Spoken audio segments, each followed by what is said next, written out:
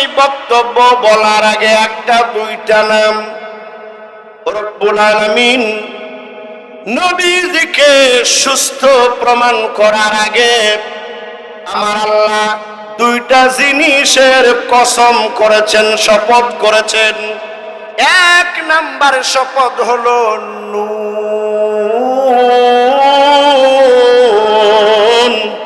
ওয়াল কলমি ওয়া মা ইয়াসতুরুন। আল্লাহ রাব্বুল আলামিন ডাক দিয়ে বলেন কলমের কসম, এবং কলম দিয়ে যা লেখা হয় ওটার কসম করে আমি আল্লাহ বলছি। আমার বন্ধু পাগল নয়, যেরকম সুবহানাল্লাহ। আমার ভাইরা, আল্লাহ তাআলা প্রথমে একটা বর্ণ এনেছেন, অক্ষর এনেছেন, নুন। সবাই বলেন অক্ষরটা কি? নুন। একবার একটা বর্ণ বললে কোরআন শরীফের মিনিমাম 10টা নেকি পাওয়া যায়। আলহামদুলিল্লাহ বলবেন না? এই জন্য আমার সাথে বলেন নুন। নুন চাঁদের মতো দেখা যায়, মাঝখানে এক নুক্তা, ওটার নাম নুন। ঠিক কিনা বলেন? নুরানি মক্তবে পড়ানো হয় নুন। এই নুন আল্লাহ বললেন। এগুলো আল্লাহ পাক কোরআনে কারিমে 29টা সূরার শুরুতে বলেছেন। এগুলোকে বলা হয় হুরুফে মুকাত্তাত। এগুলোর অর্থ ব্যাখ্যা একমাত্র আল্লাহ জানে, আর কেউ জানে না। তবে আমার বন্ধুরা, কোরআনুল কারীমের মধ্যে রব্বুল আলামিন নুনের ব্যাপারে আরেক জায়গায় কথা বলেছেন। সূরা আম্বিয়ার মধ্যে বলেছেন ওয়াজান্নুন, মাসওয়ালা নবীর কথা বলেছেন। ওয়াজান্নুন বলে একজন মাসওয়ালা নবীর কথা বলেছেন। ওই মাসওয়ালা নবীর কথা আবার সূরা সফফাতের মধ্যে আল্লাহ বললেন ওয়া ইন্না ইউনুসা লামিনাল মুরসালিন।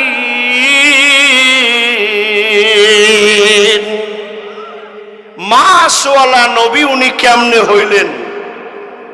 এখানে আল্লাহ বললেন নিশ্চয় রাসূলদের মধ্যে একজন। তাফসীরে আসছে আল্লাহ রাব্বুল আলামিন হযরত ইউনুস আলাইহিস সালামকে নাইনুয়া নামক বা নিনুয়া নামক এলাকায় রাসূল করে, নবী করে কালেমার দাওয়াত দেওয়ার জন্য পাঠিয়ে দিলেন। হযরত ইউনুস আলাইহিস সালাম নিনুয়ার মানুষগুলোকে কালেমার দাওয়াত দেওয়া শুরু করলেন। নিনুয়ার মানুষগুলোকে দাওয়াত দিলেন, বলো লা ইলাহা ইল্লাল্লাহু তুফলিহুন। ও নিনুয়ার মানুষেরা, তোমরা বলো আল্লাহ ছাড়া কোনো মাবুদ নাই। লা ইলাহা ইল্লাল্লাহ বললে তোমরা দুনিয়াতেও সফল হবে, পরকালেও সফলতার জায়গা জান্নাতে যাবে। আল্লাহর নবী ইউনুস আলাইহিস সালাম গোটা এলাকায় ঘুরে ঘুরে মানুষকে কালেমার দাওয়াত দিলেন। বাড়ি বাড়ি গিয়ে দাওয়াত দিলেন, বাজারে দাওয়াত দিলেন, রাস্তায় দাওয়াত দিলেন। নিনুয়ার মানুষগুলো কেউ কালেমা পড়লো না, কেউ দাওয়াত গ্রহণ করলো না। এবার ইউনুস আলাইহিস সালাম লোকদেরকে বলল, তোমরা যদি কালেমা না পড়ো, আসমান থেকে তোমাদের জন্য আল্লাহ আযাব নাজিল করবে। জোরে কোন না নাউযুবিল্লাহ। আযাবের ভয় যখন দেখালেন, নিনুয়ার মানুষগুলো বলল যে আচ্ছা, আযাব যদি আসেই তাহলে আগে আযাব দেখব, এরপরে আমরা মুসলমান হবে। নাউজুবিল্লাহ বলবেন না? আযাব দেখার জন্য নিনুয়ার মানুষগুলো তৈরি হয়ে গেল, বোকা মানুষ। আবার বারা আল্লাহর নবী ইউনুস আলাইহিস সালাম বললেন, আল্লাহ আমার এলাকার মানুষগুলো আযাব দেখবে, তুমি আযাবের ব্যবস্থা করো। এরা ঈমান আনবে না। এতদিন পর্যন্ত চেষ্টা করলাম, এত ভাবে দাওয়াত দিলাম, একটা মানুষও কালেমা পড়ে না, তুমি আযাবের ব্যবস্থা করো। আল্লাহ রাব্বুল আলামিন বলে দিলেন, অমুক দিন অমুক টাইমে অমুক জায়গায় আযাব আসবে, বলে দাও। আর ওই টাইমের আগে তুমি এলাকা ছেড়ে অন্য জায়গায় চলে যাবা। হযরত ইউনূস আলাইহিস সালাম এলাকার লোকদেরকে বললেন, অমুক দিন অমুক টাইমে আযাব আসবে, আমি কিন্তু থাকবো না, আমি চলে যাব। বাঁচতে চাইলে এক্ষুনি পড়ো লা ইলাহা ইল্লাল্লাহ, এই কালেমা পড়ে মুসলমান হয়ে যাও। এলাকার মানুষগুলো কালেমা পড়ে নাই, আযাব দেখার জন্য অপেক্ষায় আছে। নাউযু বিল্লাহি মিন যালিক। আমার ভাইরা, আযাব আসার আগে আগে ইউনূস আলাইহিস সালাম এলাকা ছেড়ে চলে গেছে। নিনুয়ার মানুষগুলো এক জায়গায় একটা মিটিং ডাকলো, পরামর্শ সভা মুরব্বীদের নিয়ে। ওই পরামর্শ সভার মধ্যে পরামর্শ হলো, একজন মুরব্বী বলল যে আচ্ছা, ইউনূস তো বাইরের থেকে আসে নাই, আমাদের এলাকার ছেলে, আমাদের ছেলে। আচ্ছা বলো তো, ইউনূসের চরিত্র কি খারাপ? আপনারা বলেন, নবীদের চরিত্র খারাপ হতে পারে? লোকেরা একজন আরেকজনকে জিজ্ঞেস করে, আরে ইউনূস কি মিথ্যে কথা বলে? সবাই সমস্বরে বলল, না, ইউনূস জীবনে একটা মিথ্যা কথা বলে না। সুবহানাল্লাহ বলেন। এখন মুরব্বীরা বলতেছে, আচ্ছা ইউনূস যদি মিথ্যা কথা নাই বলে আর নিজে যদি আল্লাহর নবী হয়ে থাকে, তাহলে তো আযাব আসবে, আমরা ধ্বংস হয়ে যাব। তোমরাই বলছো ইউনূস মিথ্যা বলে না, কাজেই তোমাদের ফতোয়া অনুযায়ী আমরা তো আযাবে ধ্বংস হয়ে যাব, কাজেই কালেমা পড়ো, মুসলমান হয়ে যাও। আল্লাহু আকবার বলেন। ভালো কথা, কিছু মুরব্বীদের ভালো প্রস্তাব, কিন্তু বাকিরা বলল যে আচ্ছা, ঈমান যখন আনি নাই, আরেকটু অপেক্ষা করি, আযাব আসতেছে, এই দৃশ্যটা একটু দেখি। নাউজুবিল্লাহ বলবেন না? মানুষ তো সহজে কালেমা পড়তে চায় না, আযাব আসবে একটু দেখি। বলে কেমনে? ওরা বলল, আমরা আযাব যখন আসবে আমরা সবাই তওবা করে কালেমা পড়ে মুসলমান হয়ে যাব। কি বুদ্ধি দেখেন! আযাব দেখে আমরা তওবা করে কালেমা পড়ে মুসলমান হয়ে যাব। আমরা বাচ্চাগুলো আলাদা করে দেব, কান্নার রুল পড়ে যাবে, আমরাও কানবো গড়াগড়ি দিয়া। ইউনূস নবী তার এক বক্তব্যের মধ্যে বলেছিল, আল্লাহ নাকি রহমানুর রহিম, আমরা সবাই মিলা কানলে হয়তো তওবা কবুল করে আযাব বন্ধ হয়ে যাবে। কি চমৎকার বুদ্ধি খাটাইয়া সবাই অপেক্ষায় আছে আযাবের জন্য। গৃহপালিত পশুগুলো সব এক জায়গায় করছে, লোকজন সব এক জায়গায় হয়ে আযাবের অপেক্ষায় আছে। ইউনূস আলাইহিস সালাম দূরে এক জায়গায় চলে গেছে। তাফসীরে আসছে, আকাশ মেঘাচ্ছন্ন হয়ে বিশাল ভয়ঙ্কর রূপ ধারণ করে যখন আযাব আসতেছে এই পাপিষ্ঠদেরকে ধ্বংস করার জন্য, ঠিক ওই সময় নিনুয়ার মানুষগুলো বলতেছে, ইউনূস নবী সত্য নবী, ও মিথ্যে বলে নাই, আযাব এসে গেছে, তওবা করো, কান্না শুরু করে দাও। আল্লাহু আকবার বলেন। আমার ভাইরা, নিনুয়ার মানুষগুলো জানোয়ার থেকে জানোয়ারের বাচ্চাগুলো আলাদা করে দিল, গরুর থেকে গরুর বাচ্চা আলাদা, বকরির থেকে বকরির বাচ্চা আলাদা, মানুষ থেকে মানুষের বাচ্চা আলাদা করে দিল। বাচ্চারা মার না পায়া চিৎকার করে করে কাঁদতে লাগলো। ছোট বড়, নারী পুরুষ, যুবক বৃদ্ধ সবাই গড়াগড়ি দিয়া কাঁদতেছে, কান্দে আর কান্দে। সবাই গড়াগড়ি দিয়ে যখন কাঁদতেছে, চোখের পানিগুলো ছেড়ে দিয়া বারবার আল্লাহকে ডাক দেয়া বলে, আল্লাহ আমরা তওবা করছি, ঈমান আনছি। কান্নার মতো কানলে বাবা আল্লাহ বান্দারে নিরাশ করে না। জোর কন্যা সুবহানাল্লাহ। ও আমার বাবাজিরা, আপনার কি দরকার? দুনিয়ার কারো কাছে চাওয়ার দরকার নাই। চাইবেন কার কাছে? জোরে বলেন, কার কাছে? আল্লাহর নামটা আওয়াজ দিয়ে বলতে হবে। যা দরকার চাইবো কার কাছে? কোন মাজারে চাওয়া কি হালাল না হারাম? কোন দয়াল বাবা খাজা বাবার কাছে চাওয়া হালাল না হারাম? কোন হুজুরের কাছে চাওয়া হালাল না হারাম? কোন নেতার কাছে চাওয়া হালাল না হারাম? আমার ভাইরা, আপনার যা দরকার আমার আল্লাহর কাছে চাইবেন। আমার আল্লাহ দেওয়ার জন্য প্রস্তুতি নিয়ে আছেন 24 ঘন্টা। জোরখন মারহাবা। আমার ভাইরা, রাত যখন গভীর হয়ে যায়, মানুষ যখন ঘুমায়া যায়, আপনি ওযু বানাইয়া রাত্রে 3টার সময় মসজিদের মধ্যে ঢুকেন, রাত্রি 4টার সময় মসজিদের মধ্যে ঢুকেন, অথবা ঘরের কর্নারে যাই নামাজ বিছাইয়া দাঁড়ায়া যান। আর দাঁড়াইয়া দাঁড়াইয়া সিজদার মধ্যে গিয়ে আল্লাহকে ডাক দেন, আল্লাহ আমি গুনাহগার, আমার জীবনের গুনাহগুলো মাফ করে দাও। আমার সন্তান নাই, আমার সন্তান দাও। আমার ছেলে নাই, আমার ছেলে দাও। আমার মেয়ে নাই, আমার মেয়ে দাও। আমার চাকরি দরকার, আমার চাকরি দাও। আল্লাহ বলে, বান্দা তুই তো মাজারে চাস নাই, দয়াল বাবার কাছে চাস নাই, অন্য কোন দরবারে চাস নাই, আমি আল্লাহর কাছে চাইছস। নিবৃতে গোপনে চোখের পানিগুলো ছেড়ে দিয়া রে বান্দা, তোর চোখের পানি দাঁড়িবে জমিনে পড়ার আগে আমি মাওলা হাজির। জোর কন্যা সুবহানাল্লাহ। এবার আওয়াজ দিয়া বলেন তো, চাইব কার কাছে? দুঃখ কষ্ট যা আছে বলবো কার কাছে? আমার বাইরে হযরত ইউনূস আলাইহিস সালাম দূরে আছেন, লোকগুলো এমন ভাবে কান্নাকাটি করতেছেন।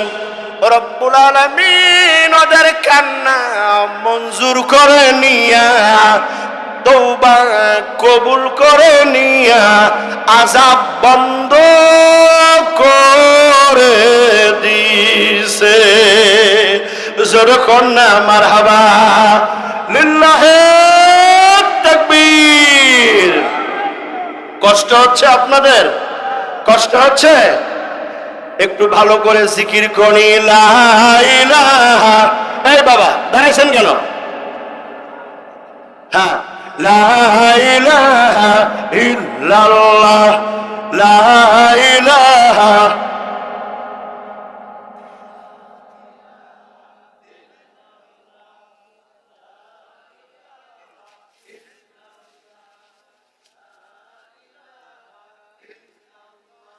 সুন্দর করে লা ইলাহা ইল্লাল্লাহ।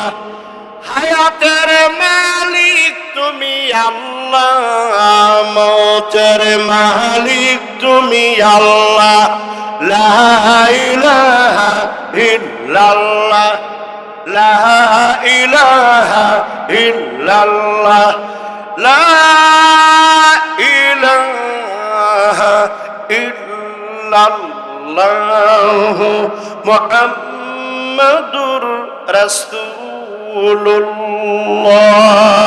মুহাব্বত করে পড়ি সাল্লাল্লাহু আলাইহি ওয়াসাল্লাম। খালেস দিলে তওবা করলে আল্লাহ বান্দার জিন্দেগীর সব গুনাহ মাফ করে রহমতের কোলে উঠায় নেয়। জোরে বলেন সুবহানাল্লাহ।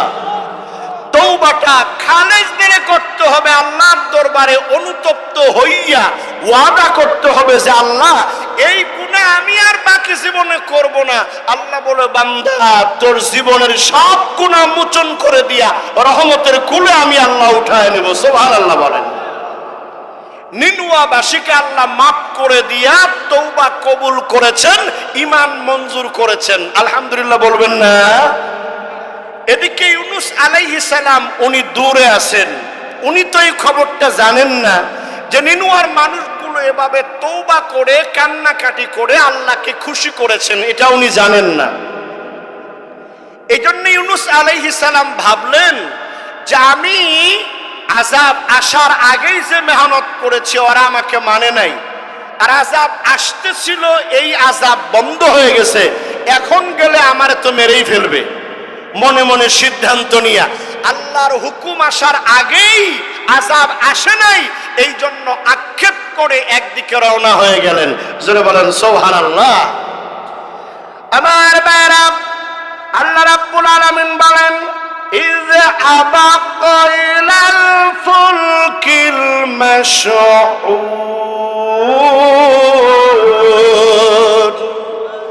আল্লাহর নবী ইউনূস আলাইহিস সালাম যাইতে যাইতে একটা দরিয়ার পাড়ে চলে গেলেন।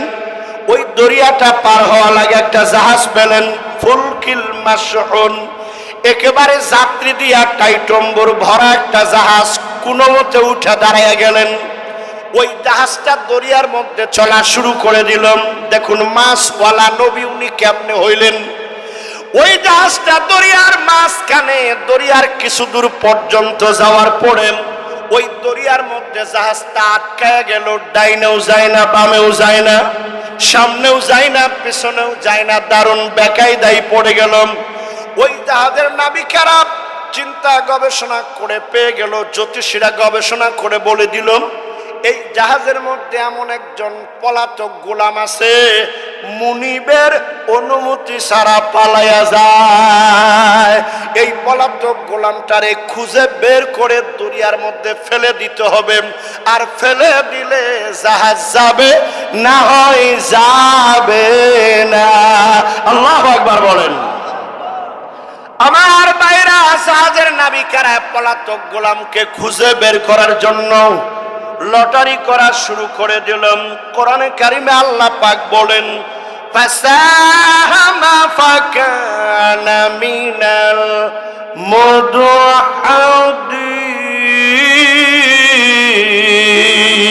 মুদহাদিন। জাহাজের নাবিকেরা একবার, দুইবার, তিনবার করে লটারি করলো। লটারির ভেতরে হযরত ইউনূস আলাইহিস সালাম প্রত্যেকবারই অপরাধী সাব্যস্ত হয়ে যান। তিনবারই তার নাম উঠে। ইউনূস আলাইহিস সালাম বুঝতে পারলেন যে আমি যে আমার আল্লাহর অনুমতি ছাড়া রওনা হয়ে গেছি, এই জন্য আমার আল্লাহ আমাকে গ্রেফতার করে ফেলেছেন। আল্লাহু আকবার বলেন। এটা বুঝতে পারলেন, এই জন্য উনি বললেন যে আমি সেই পলাতক গোলাম, আমারে দরিয়ার মধ্যে ফেলে দেন। জাহাজের নাবিকেরা বলল আপনি তো নিনুয়ায় থাকেন, আপনি তো ভালো মানুষ, মিথ্যে বলেন না, আপনার সুন্দর চেহারা, সুন্দর আচরণ, আপনার মতো এমন ভালো মানুষকে আমরা দরিয়ায় ফেলতে পারি না। ইউনূস আলাইহিস সালাম তখন অপ্রয়োজনীয় কাপড়গুলো খুলে সবাইকে মুক্তি দেওয়ার জন্য নিজেই দরিয়ার মধ্যে লাফ দিবেন। আপনারা বলতে পারেন তাহলে কি আত্মহত্যা করলেন? না, আল্লাহর পয়গম্বররা আত্মহত্যার মতো কবিরা গুনাহ করতে পারে না, বরং উনি তাওয়াক্কাল করলেন, আল্লাহর উপরে ভরসা করলেন। হে রব, হে আল্লাহ, তুমি যখন আমাকে আটকাইয়াই ফেলছো, আমি জাহাজে থাকলেই কি, পানির মধ্যে থাকলেই কি, বাঁচাবার মালিক তুমি, মারার মালিক তুমি। জোরে বলেন সুবহানাল্লাহ। আপনারা সাক্ষী দেন, বাঁচাবার মালিক কে, মারার মালিক কে? আবার বারাব আল্লাহর উপরে ভরসা করে ইউনূস আলাইহিস সালাম দরিয়ার মধ্যে লাফ দিয়া পড়ে গেলেন। আল্লাহ বলেন ওয়া মান ইয়াতাওয়াক্কাল আলাল্লাহ ফাহুয়া হাসবুহ। আল্লাহ রাব্বুল আলামিন বলেন যে ব্যক্তি আল্লাহর উপরে ভরসা করে, আল্লাহ নিজেই তার জন্য যথেষ্ট হয়ে যায়। আল্লাহই যথেষ্ট। আল্লাহর উপরে ভরসা করে বিশাল দরিয়ায় যখন লাফ দিলেন, আল্লাহ তাআলা একটা তিমি মাছ, আজকে তাফসীরে দেখলাম মাছটার নাম আসছে তিমি মাছ, একটা বিরাট বড় বিশাল তিমি মাছ, তাকে আল্লাহ বলে দিলেন যাও, আমার বন্ধু ইউনূস আছে সামনে, ওরে পেটে উঠায় নাও। সুবহানাল্লাহ বলবেন না? মাছটা যাইয়া ইউনূস আলাইহিস সালামকে পেটের মধ্যে উঠায় নিয়েছেন, রিসিভ করে নিয়েছেন। আল্লাহ পাক দ্বিতীয় নোটিশ করলেন, তিমি, এটা তোমার খাবার না, এটা তোমার মেহমান। সুবহানাল্লাহ বলবেন না? এটা তোমার খাবার না, তুমি খেতে পারবা না, কষ্ট দিতে পারবা না, আঘাত করতে পারবা না, এটা তোমার মেহমান। মেহমান হিসাবে জায়গা করে দাও, তোমার পেটটা আমার বন্ধুর জন্য কিছু সময়ের জন্য জেলখানা বানায় দিলাম। আল্লাহু আকবার কইবেন না? আচ্ছা বলেন, দরিয়ার নিচে, পানির নিচে, আবার মাছের পেটে মানুষ কি বাঁচার কথা? বাঁচার কথা? আল্লাহ কি বাঁচাইতে পারে কি পারে না? অক্সিজেন ছাড়া, পানি ছাড়া আমার আল্লাহ বাঁচাইতে পারে কিনা বলেন? ও মুসলমানরা, এই জন্য কাউরে ভয় করবেন না। ইসলামের পক্ষে, আলেমদের পক্ষে, কোরআনের পক্ষে সবসময় থাকবেন। হায়াত মউত ইজ্জত দৌলতের মালিক একমাত্র আল্লাহ, ঠিক কিনা বলেন? কেউ আপনার ক্ষতি করতে পারবে? আল্লাহ তাআলা মাছকে হুকুম করে ইউনূস আলাইহিস সালাম রে মাছের পেটে সুন্দর মেহমান বানায়া বসায় দিলেন। আল্লাহু আকবার কোন? আল্লাহ বাঁচাইতে পারে? টাঙ্গাইল থেকে এক বক্তা আসতেছিল, আমি দাওয়াত করছিলাম। মুরব্বী মানুষ, এখন অসুস্থ, ওয়াজ করে না। তো উনি বললেন যে বাবা, একটা ব্রিজ পার হইয়া যেই বাসে ছিলাম, বাসটা খাদে পড়ে গেল। তো পড়ে যাওয়ার পর থেকে কি হয়েছে আমি জানি না, কিন্তু যখন আমার জ্ঞান ফিরল, আমার মনে হলো কে যেন আমারে হালকার উপরে উঁচু করে ধইরা একটা ক্ষেতের বাতরে সুন্দর করে বসায়া দিছে। আর আমার দেহের মধ্যে একটা আঘাতও লাগে নাই, আমি সম্পূর্ণ সুস্থ। অথচ অধিকাংশ মানুষ আঘাত পেয়েছে, কয়েকজন মারা গেছে, আমার কিচ্ছুই হয় নাই। জোরে বলেন সুবহানাল্লাহ। বাঁচাবার মালিক, জোরে বলেন। যদি কেউ বলে যে ড্রাইভার ভালো ছিল এই জন্য কোনো মতে গাড়ি বাইচে গেল, এটা শিরিক হয়ে যাবে। ড্রাইভারকে আল্লাহর সাথে শিরিক করা হবে। নাউজুবিল্লাহ বলবেন না? কয় ডাক্তার সাহেব আপনি আইছিলেন এই জন্য বাবা বাইচে গেল, নাউজুবিল্লাহ বলবেন না? বলতে হবে ডাক্তার সাহেব আপনার উসিলায় আল্লাহ আমার বাবারে বাঁচায় দিছে। দেখছেন কথার মধ্যে কত মারপিস। আপনার উসিলে আল্লাহ আমার বাবারে বাঁচায় দিছে, তাইলে শিরিক হবে না, কথাটা শুদ্ধ হবে, ঈমানি কথা হবে। যারা বলেন সুবহানাল্লাহ। আর যদি বলেন ডাক্তার আপনি আসছিলেন এই জন্য বাবা বাঁচলো, তাহলে শিরিক হবে। ইন্না শিরকা লা যুলমুন আযীম। শিরিক হলো সবচাইতে বড় জুলুম, এবং শিরিক যে করবে তার জায়গা হবে জাহান্নামে। যারা বলেন নাউযুবিল্লাহি মিন যালিক। ইউনূস আলাইহিস সালাম মাছের পেটে, আল্লাহু আকবার বলবেন না? আমার বাইরা, আল্লাহ রাব্বুল আলামিন জিবরাইল আমিনকে ডাক দিয়া বলেন, জিবরাইল এক্ষুনি মাছের পেটে প্রবেশ করো। ওই মাছওয়ালা নবী ইউনূসের কাছে গিয়া বলো কিছু তাসবিহ শিখায়া দাও। ওই মাছের পেটে বয়া বয়া তাসবিহগুলো পড়তে বলো। এবার হযরত জিবরাইল এসে তাসবিহ শিখায়া দিলেন। হযরত ইউনূস আলাইহিস সালাম মাছের পেটে বসে বসে পড়তেছেন, লা ইলাহা ইল্লা আনতা সুবহানাকা ইন্নী কুনতু মিনাল যালিমিন। আমার বাবা এই কালেমা বারবার পড়তেছে আল্লাহর দরবারে। হঠাৎ করে আশ্চর্যের বিষয়, ইউনূস আলাইহিস সালাম একটু লাড়া দিয়া দেখলেন মাছের পেটেও জায়গা একেবারে কম না। আল্লাহু আকবার বলেন। হযরত ইউনূস আলাইহিস সালাম ভাবলেন জায়গা যেহেতু পাইছি, আমি মাছের পেটেই নামাজ পড়ব। তাফসিরে নুরুল কোরআনের মধ্যে আসছে আল্লাহর নবী ইউনূস আলাইহিস সালাম মাছের পেটে বৈশা, হাঁটু ভাঙ্গা বৈশা, কানে হাত দিয়া নিয়ত কইরা নামাজ পড়া শুরু করে দিলেন। সেজদার মধ্যে গিয়া আল্লাহকে ডাক দেয়া বলে, আল্লাহ তোমার দরবারের শুকরিয়া, এমন একটা জায়গায় তুমি নামাজ পড়ার তৌফিক আমারে দিছো, যেই জায়গায় নামাজ পড়ার মতো সৌভাগ্য পৃথিবীর কারো হয় নাই। আমি মাছের পেটে নামাজ পড়ি আর তোমার তাসবিহ পড়ি। তাসবিহ পড়তে লাগলেন। বাবারে তাসবিহ পড়লে বিপদ দূর হয়, ভালো করে বুঝেন। তাসবিহ পড়লে বিপদ দূর হয়, তাসবিহ পড়লে নেকের পাল্লা ভারী হয়, তাসবিহ পড়লে আল্লাহ খুশি হয়, তাসবিহ পড়লে জান্নাতের মধ্যে মর্যাদা বেড়ে যায়। একটু জোরে বলা যাবে কি মারহাবা? আমাদের জন্য তাসবিহ আছে না নাই? পড়েন সুবহানাল্লাহ, আলহামদুলিল্লাহ, সুবহানাল্লাহ, আলহামদুলিল্লাহ।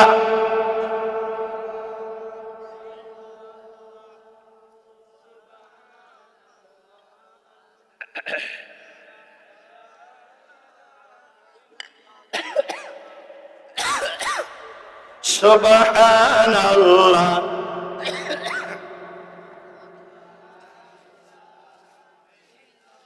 আওয়াজটা ভারী হয়ে গেছে, শয়তান তাড়ায় দেয়। লিল্লাহি তাকবীর। হলো না, সুন্দর করে আল্লাহকে খুশি করে লিল্লাহি তাকবীর। কোরআন সুন্নাহর আলো, কোরআন হাদিস যেখানে, আলেম ওলামা যেখানে, আল্লাহ কবুল করুক, বলি আল্লাহুম্মা আমিন। আপনারা সত্যি ভালো মানুষ, জান্নাতি মানুষ, আল্লাহ কবুল করুক, বলি আল্লাহুম্মা আমিন। আমার ভাইরা, ইউনূস আলাইহিস সালাম মাছের পেটে আছেন আর তাসবিহ পড়তেছেন। আমরাও তাসবিহ পড়বো, দোকানে বসে আছেন, রাস্তায় চলতেছেন, পড়বেন সুবহানাল্লাহ, আলহামদুলিল্লাহ, লা ইলাহা ইল্লাল্লাহু, আল্লাহু আকবার। জান্নাতের মধ্যে, বেহেশতের মধ্যে মানুষের একটা দুঃখ থাকবে, সুবহানাল্লাহ কোন। কি দুঃখ জানেন? ওই দুঃখ আসল দুঃখ না, আফসোস। জান্নাতের মধ্যে দেওয়ার পরেও ওরা চিন্তা করবে, আহারে বল্টু মিয়ার দোকানে বৈশা আছিলাম, যদি সুবহানাল্লাহ পড়তাম জান্নাতের মধ্যে মর্যাদা আরো বাইরে যাইতো। আল্লাহু আকবার বলেন। 2 কিলো হাইটা বাজারে গেছি, যদি সুবহানাল্লাহ আলহামদুলিল্লাহ পড়তে পড়তে যাইতাম জান্নাতের মধ্যে মর্যাদা আরো বাইরে যাইতো। সুবহানাল্লাহ বলবেন না? এইভাবে একটা দুঃখ থাকবে। আরেকটা বাক্য আছে যেটা হচ্ছে 99 রকমের রোগের মেডিসিন, এবং যেটা মর্যাদা বাড়ায়, অভাব দূর করে দেয়। এই বাক্যটা কি জানেন? জানেন আপনারা? পড়েন আমার সাথে, লা হাওলা ওয়ালা কুওয়াতা ইল্লা বিল্লাহিল আলিয়্যিল আযীম। সবাই জানেন এই বাক্যটা, বেশি বেশি করে পড়বেন, আল্লাহ সুস্থ রাখবেন, সম্মান বাড়ায় দিবেন। জোরে বলেন সুবহানাল্লাহ। আমার বান্দারা, হযরত ইউনূস আলাইহিস সালাম 40 দিন পর্যন্ত মাছের পেটের মধ্যে ছিলেন। বাবা কয় দিন?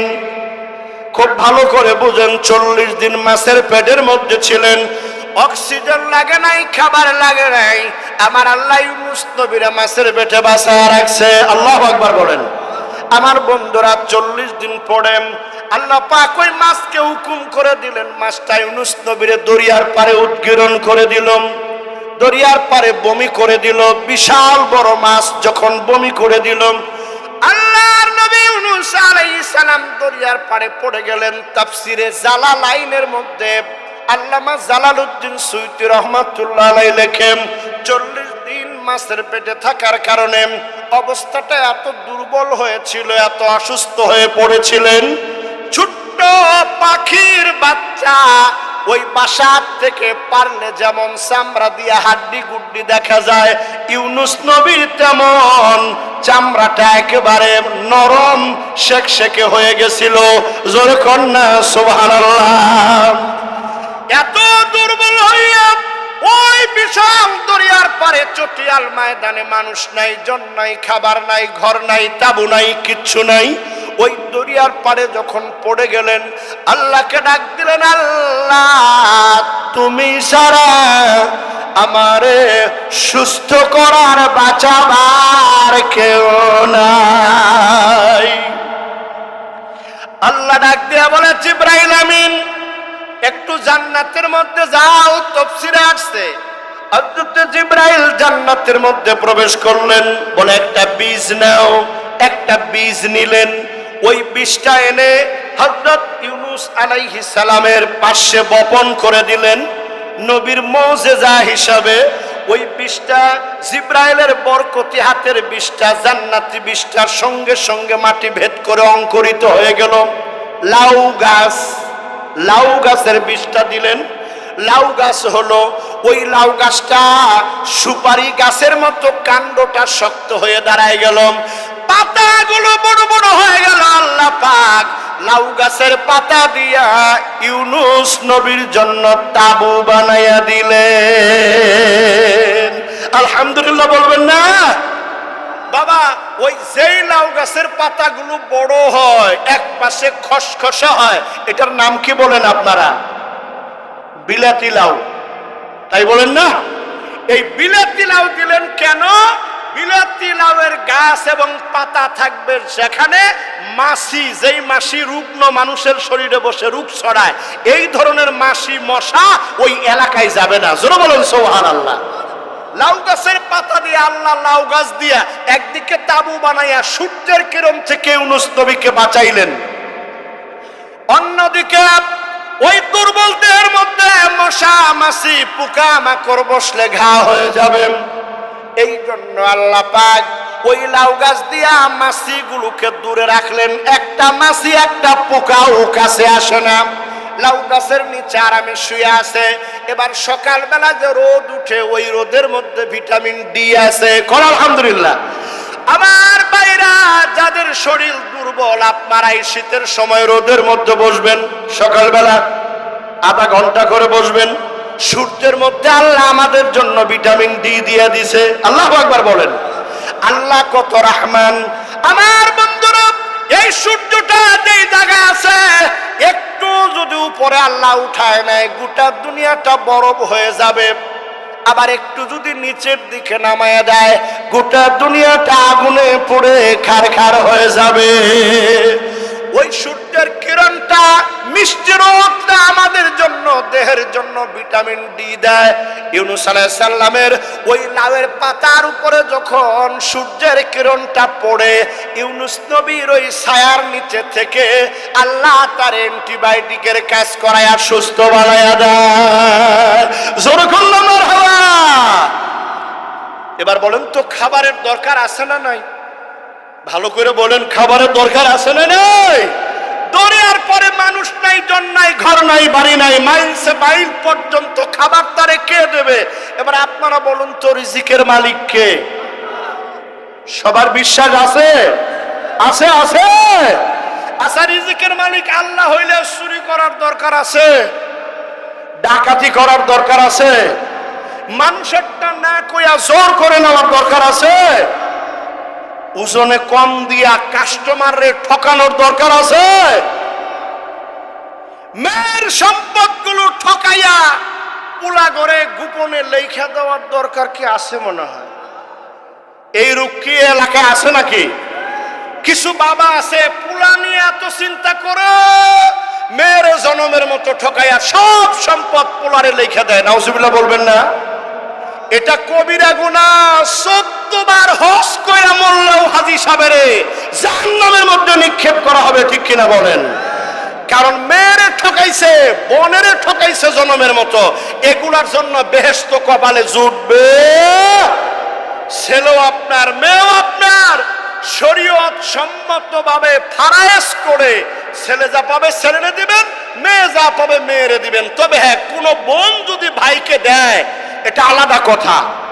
কোন বোন তার আছে, সে বলতে পারে যে ভাই আমার আছে তোমার নাই, আমি আমারটুকু তোমারে হাদিয়া দিয়া গেলাম, কোন আলহামদুলিল্লাহ। কিন্তু জোর কইরা ঠকাইয়া একটা টাকাও যদি ছেলেরে বেশি দেন, ভাইরে বেশি দেন, তাহলে আপনি কিয়ামতের দিন আসামি হয়ে যাবেন, ঠিক কিনা বলেন? রিজিক তো আপনার ওই জমি দেবে না, রিজিক আপনার এই সম্পদে দেবে না, রিজিক দিবেন কে? জোরে বলতে হবে, রিজিকের মালিক কে? চাইতে হবে আল্লাহর কাছে। যান, চুরি ডাকাতি, ওজনে কম দেওয়া, খাদ্যে ভেজাল দেওয়া, এগুলা সব বন্ধ হয়ে যাবে। একটা ঈমান যদি পরিপূর্ণ এসে যায় যে আমাদের রিজিকের মালিক একমাত্র আল্লাহ, ঠিক কিনা বলেন? এখানে অনেক আলেম ওলামা আছে আজকের মাহফিলে, আজকের দোয়া কবুল হবে, কোন আলহামদুলিল্লাহ। আচ্ছা, আপনাদের কাছে জানতে চাই, আপনারা একটা ফতোয়া দিবেন, রিজিক যদি হারাম হয় তাহলে মসজিদে সারাদিন সেজদা দিয়া পড়ে থাকলে কোনো লাভ আছে? লাভ আছে? চুরি করে খাইছেন, ডাকাতি করে খাইছেন, অথবা সুদ খাইছেন, ঘুষ খাইছেন। আমাদের দেশে তো আর এখন সুদও নাই, ঘুষও নাই। ঘুষ হয়ে গেছে বকশিশ, আর সুদ হয়ে গেছে লাভ, ঠিক কিনা বলেন? নাউজুবিল্লাহ বলবেন না? সুদ হারাম। আপনারা জবাব দিবেন, সুদ কি হালাল না হারাম? ঘুষ কি হালাল না হারাম? ও মুসলমানরা, যৌতুক নেওয়া এটাও কি হালাল না হারাম? হারাম হারাম হারাম। হারামের মধ্যে পাইছে বাঙালি আরাম, ঠিক কিনা বলেন? সারা জীবন চাকরি কইরা সুদ খাইয়া ঘুষ খাইয়া জনমের মতো ঘুষ খাইছে, খাইয়া বুড়া বয়সে চিল্লা একটা দিয়ে দাড়ি লম্বা কইরা জুব্বা খান লাগাইয়া পাগড়ি লাগাইয়া হজ কইরা হাজি সাহেব, আল্লাহ কয় হাজি বিরাট বড় পাজি, ঢেল দিয়া জাহান্নামের মধ্যে দিব, চিৎকার দিয়ে বলেন নাউজুবিল্লাহ। মানুষের কান্দাইয়া মানুষের জমি বিক্রি করাইয়া তুমি ঘুষ খাইছো, মানুষের কষ্ট দিয়া ফাইল আটকাইয়া আজকে হাজি সাহেব বলে মাপ পাওয়া গেলা। আগে মানুষের হক আদায় করে দাও, মানুষের হক দিয়ে দাও, কারো হক নষ্ট করলে সেটা আল্লাহ ক্ষমা করবে। জোরে বলেন সুবহানাল্লাহ। কাজে হারাম থেকে বাঁচতে হবে, কাউরে ঠকানো যাবে না, কারো হক নষ্ট করা যাবে। রাগ করতেছেন, রাগ করতেছেন? আল্লাহ তাআলা আজকের এই মাহফিল কবুল করুক, বলি আল্লাহুম্মা আমিন। আমার ভাইরা, আমি আরেকবার আপনাদের কণ্ঠে কণ্ঠ মিলাইয়া উঁচু আওয়াজে জানতে চাইবো, রিজিক দেওয়ার মালিক জানি কে? রব্বুল আলামিন। ইউনুস নবী দরিয়ার যেখানে পড়ে আছে তার পাশে একটা পাহাড়িয়া জঙ্গল ছিল, ওই জঙ্গলের মধ্যে হরিণ ছিল। হরিণীকে ডাক দিয়া বলল, হরিণী প্রত্যেক দিন আমার বন্ধু ইউনুসের কাছে যাবা, ও তো লড়াচড়া করতে পারে না, 40 দিন মাছের পেটে ছিল, অত্যন্ত দুর্বল। তুমি যাইয়া তোমার পা দুইটা ইউনুসের মাথার দুই পাশে দিয়া তোমার স্তনের বুটাগুলো ইউনুসের মুখের সামনে সেট করে দিবা, আমার বন্ধু শুয়া শুয়া তোমার দুধ পান করবে। আল্লাহ খাওয়াইলে এইভাবেই খাওয়ায়, ঠিক কিনা বলেন? আর আল্লাহ যদি খাইতে না দেয় তাইলে ভালো ভালো খাবার সামনে থাকলেও খাওয়া যায় না। আল্লাহ আল্লাহ আল্লাহু আকবার। আল্লাহ যেন আমাদের রিজিক প্রশস্ত করে দেয়, বলি আল্লাহুম্মা আমিন। আমার ভাইয়েরা, প্রত্যেক দিন ওই হরিণীটা দরিয়ার পারে এসে ইউনুস নবীকে দুধ দেওয়া শুরু করে দিল। আল্লাহর নবী ইউনুস আলাইহিস সালাম সুস্থ হয়ে গেলেন। আল্লাহ রাব্বুল আলামিন বলেন, ফালাউলা আন্নাহু কানা মিনাল মুসাব্বিহিন।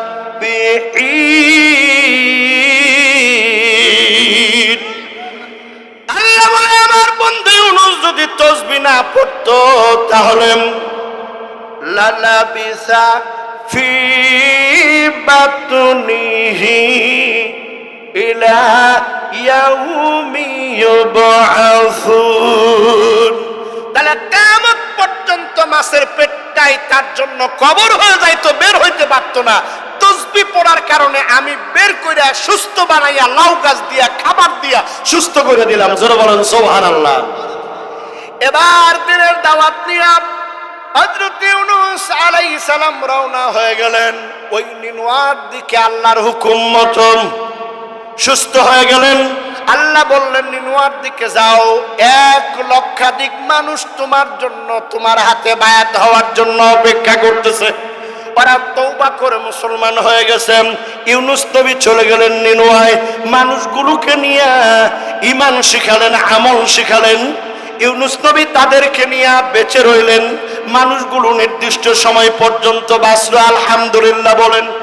আমার বাইরে আমি যে সূরাটা তেলাওয়াত করেছি, সূরা নুন, সূরা কলম, এই কলমের মধ্যে আল্লাহ বললেন নুন। নুন মানে মাছ, মাছওয়ালা নবী হলেন ইউনুস আলাইহিস সালাম। সেই কথা আপনাদেরকে বললাম। এরপরে আল্লাহ বলেন ওয়াল কলম, আমি আল্লাহ কলমের শপথ করে বলতেছি। আল্লাহ কলমের শপথ করেছেন। আল্লাহু আকবার বলেন। কলমের শপথ।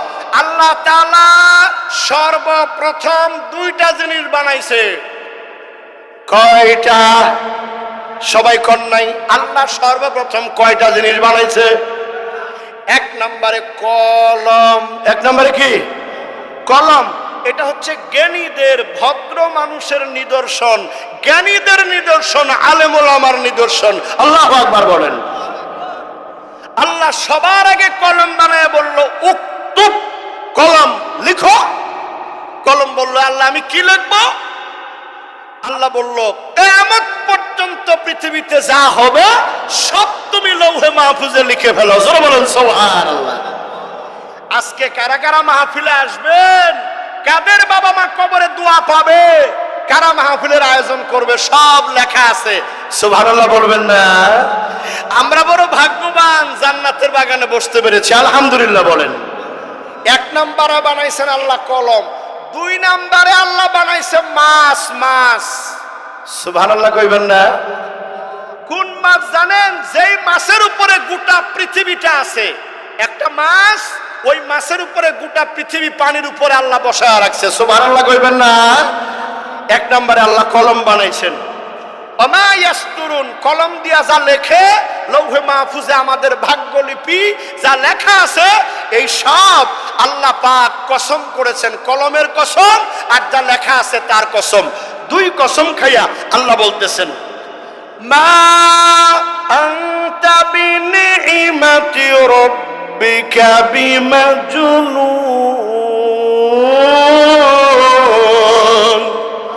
আল্লাহ বলেন বন্ধু আপনি আপনার রবের দয়ায় পাগল নন।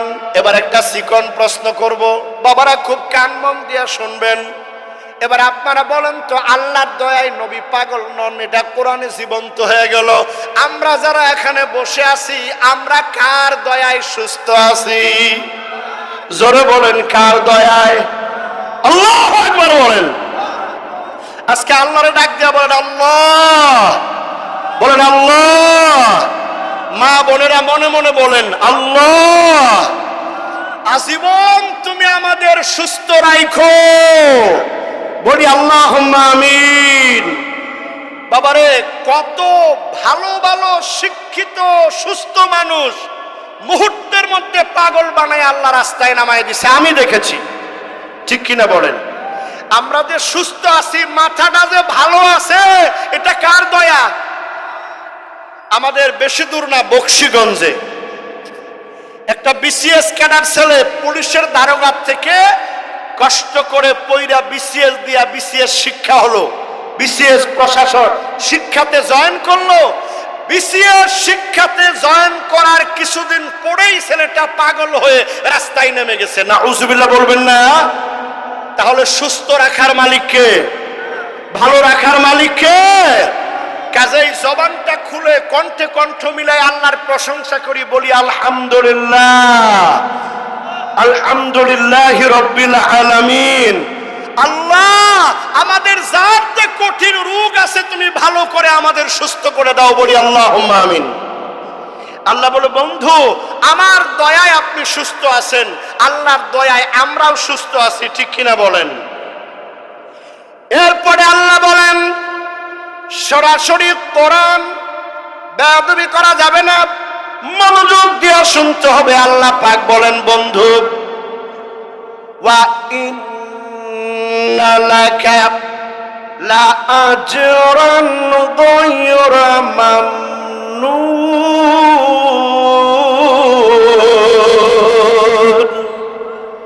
আল্লাহ পাক বলেন বন্ধু আপনারে মারে, গালি দেয়, নির্যাতন করে, পাগল বলে, একটু ধৈর্য ধরেন, আপনারে এমন পুরস্কার দেব যেটা কখনোই শেষ হবে।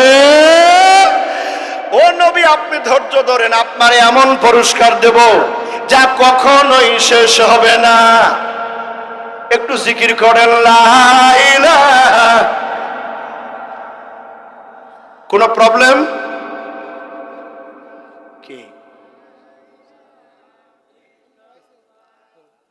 আসুক আসুক, আপনারা বসেন, উনি আসুক, ওনার সম্মান আমি দেব, আপনাদের চিন্তা করতে হবে না, একদম না। মঞ্চে এসে বসেন না, সামনে বসেন, আপনারা আমার দিকে, আমরা আলোচনা চলবে। সম্মানজনক ব্যক্তিকে সম্মান দেওয়া এটা নবীর সুন্নাত, আলহামদুলিল্লাহ বলেন। তবে নো ডিস্টার্ব, তাফসিরে কোনো ডিস্টার্ব হবে না, সরাসরি কোরআনের আলোচনা, ঠিক কিনা? উনি আসুক, কেমনে সম্মান দেওয়া লাগে আমি দেব, আপনারা আমার সাথে মনোযোগ দিয়া কোরআনের কথাগুলো শুনতে থাকেন, ইনশাআল্লাহ বলেন। তাহলে আল্লাহ কি ঘোষণা দিলেন? ওয়া ইন্না লাকা লা আজরান গায়রা মামনুন। বন্ধু আপনারে যে মারে আপনারে পাগল বলে নির্যাতন করে ধরেন ধৈর্যের ফল সুমিষ্ট হয়, আপনার পুরস্কার আমি আল্লাহ দেব। আল্লাহু আকবার বলেন। আল্লাহ কি নবীরে পুরস্কার দিছে না দেয় নাই? জোরে বলেন, দিছে না দেয় নাই? সেই মক্কা নগরে নির্যাতিত নিষ্পেষিত মজলুম হলেন আল্লাহ পাক অল্প সময়ের মধ্যে মদিনায় নিয়ে আমার রসুলকে মদিনার প্রেসিডেন্ট বানিয়ে দিলেন। আল্লাহু আকবার বলেন। এবং মদিনার থেকে হাজার হাজার সাহাবী নিয়ে মক্কা বিজয় হয়ে গেল। আর মক্কা যখন বিজয় হলো, আমার রসুল হলেন বিজয়ের মহানায়ক। আলহামদুলিল্লাহ, লিল্লাহে তাকবীর, লিল্লাহে তাকবীর। তো আপনি ধৈর্য ধরেন, সবর করেন। আর আপনারে গণব বলে, পাগল বলে, মক্কার কাফেররা আপনারে গালি দেয়, মারে, রক্তাক্ত করে, নো টেনশন। এমন বিনিময় আমি আপনারে দান করব যেটা কোনো দিন নিঃশেষিত হবে না। এমন বিনিময় আমি আল্লাহ আপনাকে দান করব। জোরে বলেন সুবহানাল্লাহ। সেই বিনিময় আল্লাহ দান করেছেন মুহাম্মাদুর রাসূলুল্লাহ সাল্লাল্লাহু আলাইহি ওয়াসাল্লামকে। দুনিয়াতে এবং পরকালে আল্লাহ তার হাবিবকে সম্মান, ইজ্জত, মর্যাদা দিয়েছেন। আল্লাহু আকবার বলেন। আমার ভাইরা, যে আল্লাহর নবী মক্কা থেকে নির্যাতিত হয়ে রাতের আধারে হযরত আবু বকর সিদ্দিককে সঙ্গে নিয়ে গভীর রাত্রে পালাইয়া মদিনা মুনাওয়ারায় গেলেন। আল্লাহ রাব্বুল আলামিনের ওয়াদা মতো আল্লাহ পাক অল্প কিছুদিনের মধ্যে আল্লাহ তার হাবিবকে মদিনার প্রেসিডেন্ট বানিয়ে দিলেন। আল্লাহু আকবার বলেন। আমার নবী মদিনার প্রেসিডেন্ট, মদিনা রাষ্ট্রের প্রেসিডেন্ট, ইসলামী রাষ্ট্র হয়ে গেছে। আলহামদুলিল্লাহ কোন। আমার ভাইরা, শুধুমাত্র তাই না, এই মক্কার কাফেররা নির্যাতন করে রাসূলকে বের করে দিয়েছিল। আল্লাহর নবী কয়েকদিন পরেই 8ম হিজরিতে মক্কা বিজয়ের সময় হাজার হাজার সাহাবী নিয়ে মক্কা বিজয় করলেন। সুবহানাল্লাহ কোন। আমার ভাইরা, মক্কা বিজয় করার সময় নবী যখন মক্কা নগরে প্রবেশ করবেন, মক্কার মানুষগুলো মনে করেছিল আজকে মুহাম্মদ আমিনের সঙ্গে অনেক সাহাবী আছে, অনেক তরবারি আছে, আজকে আমাদের কেটে কেটে কচু কাটা করবে। কিন্তু না, আল্লাহর নবী ঘোষণা করে দিলেন, ক্ষমার মহত্তম দৃষ্টান্ত নবীজি দেখায় দিলেন। গোটা দুনিয়ার মধ্যে এমন ক্ষমার দৃষ্টান্ত আর কেউ দেখাইতে পারবে না। নবীজি বলে দিলেন, মক্কার মানুষেরা, আমি তোমাদের সবাইকে সাধারণ ক্ষমা করে দিলাম। নবীজি বললেন, যারা আক্রমণ করবে না, যারা আবু সুফিয়ানের বাড়িতে থাকবে, যারা হেরেমের মধ্যে থাকবে, যারা নিজের মুহাম্মাদুর রাসূলুল্লাহ সাল্লাল্লাহু আলাইহি ওয়াসাল্লাম, আলহামদুলিল্লাহ বলবেন না? আমার বারা, গোটা দুনিয়ার মানুষগুলো, ডাক্তার বলেন, বিজ্ঞানী বলেন, নেতা বলেন, দার্শনিক বলেন, ছাত্র বলেন, শিক্ষক বলেন, কৃষিজীবী বলেন, শ্রমজীবী বলেন, প্রত্যেকটা মানুষের জন্য কিয়ামত পর্যন্ত চরিত্রের নূর, জ্ঞানের নূর হলেন আমার নবী, আপনার নবী মুহাম্মাদুর রাসূলুল্লাহ। জোরে কন্যা সুবহানাল্লাহ। দেখেন আদর্শ কাকে বলে, যুবক ভাইরা খেয়াল করো, চরিত্র কাকে বলে। মক্কা নগরে বিজয়ের সেনানায়ক হিসেবে রাহমাতাল লিল আলামিন মক্কা নগরে ঘুরে বেড়াচ্ছেন। সাহাবীদেরকে বললেন, নারীদের গায়ে হাত দিবা না, শিশুদের গায়ে হাত দিবা না। মানবতা কাকে বলে এটা নবীজি শিখিয়েছেন।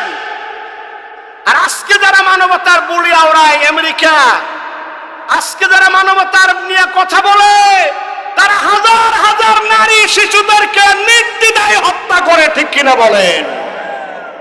নবীজি বললেন, একটা নারী শিশুর গায়ে তোমরা হাত দিবা না, কেউ সামনে না আসলে কারো উপর আক্রমণ করবে না। নবীজি ঘুরে ঘুরে নিজের মাতৃভূমি দেখতেছেন, মায়ের দেশ ঘুরে ঘুরে দেখতেছেন। সুবহানাল্লাহ বলবেন না? হঠাৎ করে দেখে একটা বুড়ি মানুষ একটা গাঠরি নিয়ে, তাই না, নিয়েও যাইতেও পারে না, বসতেও পারে না। সুবহানাল্লাহ কোন। নবীজি বললেন মা মা, নবীজি বিজয়ের মহানায়ক আর একজন বুড়ি মহিলাকে বলছেন মা আমি তোমার গাঠুরিটা জায়গা মতো পৌঁছায় দেই। সুবহানাল্লাহ বলবেন না?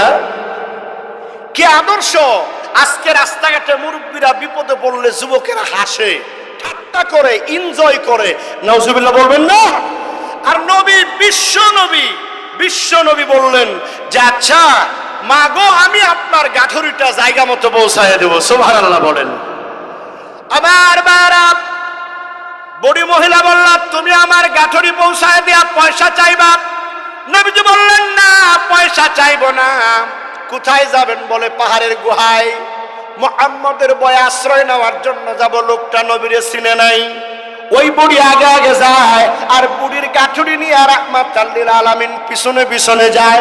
গুহার কাছে গিয়া বুড়ি ডাক দিছে তোরা কারা, বের হয়ে আয়, আমিও মুহাম্মদের ভয়ে আশ্রয় নেওয়ার জন্য আসছে। গুহার থেকে একজন উকি দিয়া দেখে যার ভয়ে আশ্রয় নিতে আসছে তার মাথায় গাঠুরি দিয়া বুড়ি দাঁড়াইয়া আছে। আল্লাহু আকবার বলেন। আমার বাইরাম, ওই লোকটা ডাক দিয়া বলে বুড়ি তোর তো সাহস কম না, যার ভয়ে মক্কা ছেড়ে পাহাড়ের গুহায় আশ্রয় নিয়েছি তার মাথায় গাঠুরি দিয়া দাঁড়ায় গেছস।